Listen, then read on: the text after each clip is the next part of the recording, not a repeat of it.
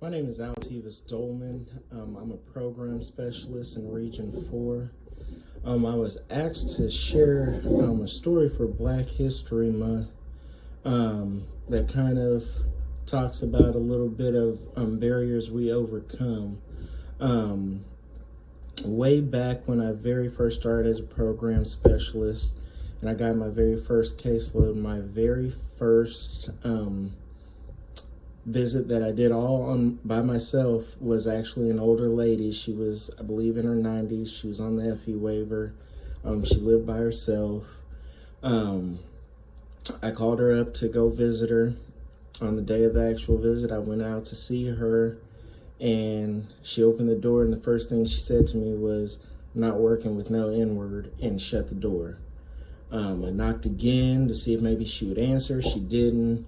And so I just left, and, after many attempts of trying to call her, I finally was able to get her on the phone, get her to answer. And, I just kind of had to have a conversation with her, and I kind of asked her, other than my color, what is the issue with me helping you with your benefits? And she really couldn't provide me with a good answer. And so, after just talking with her a little bit and kind of getting her to understand that I'm not here to do anything malicious. I'm simply here to help her. I finally got her to agree to let me come out and, complete our annual assessment. And after a while, she kind of got to know me. We haven't had any more issues, but a couple more months down the line, we did kind of run into a similar issue with one of our providers. I had got a call from one of the PCS providers she was using at the time, and they complained that she was sending all the Black workers that came over home. She was firing them all. She didn't want them in her house, and they were complaining about it. So I called her up and, to just kind of see what the issue was, to see what we could do. And she said that the Black people were stealing from her, that they were coming in her home, taking things, and she just knew it was all the Black people, so she didn't want them in her home.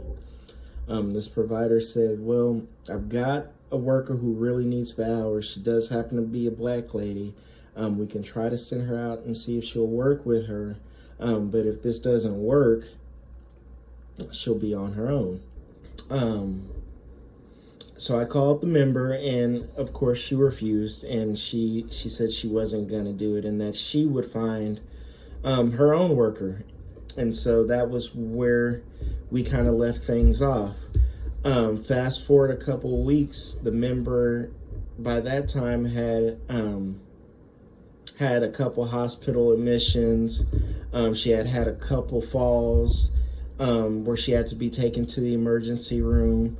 And during those falls, she had no one there to help her. The only way that she was able to even get to the emergency room is that she was in her apartment when she fell, screaming, "Help me," and her neighbors were able to hear her and call someone.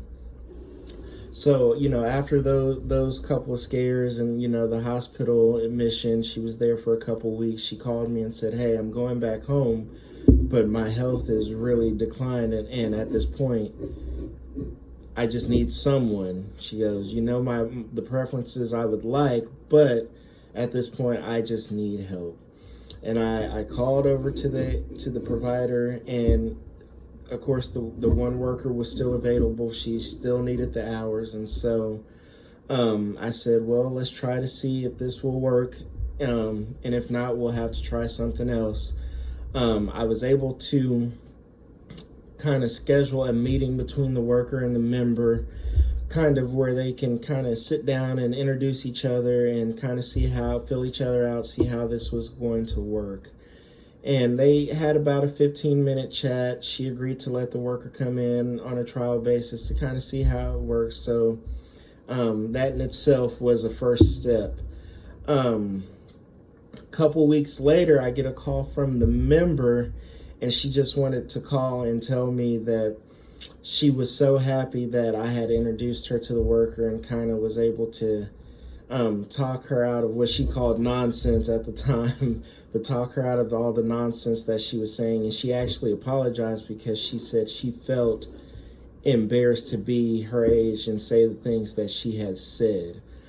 She was just over the moon with the worker. She loved her. She said after really sitting down and talking to her and getting to know her, she found that they had a lot of things in common and things that they were, able to kind of sit around and just kind of talk about, and it offered her a sense of companionship. So she was grateful for that. And she was also grateful that, she had mentioned that the worker had done things for her that none of the other workers had even thought to ever do for her. And so she thought that was really special. And so I just found that to be a success in my book. It takes sitting down and just kind of having conversations sometimes, whether how easy or hard they might be, but having those conversations can kind of bridge the gap for people. So I just wanted to share that story.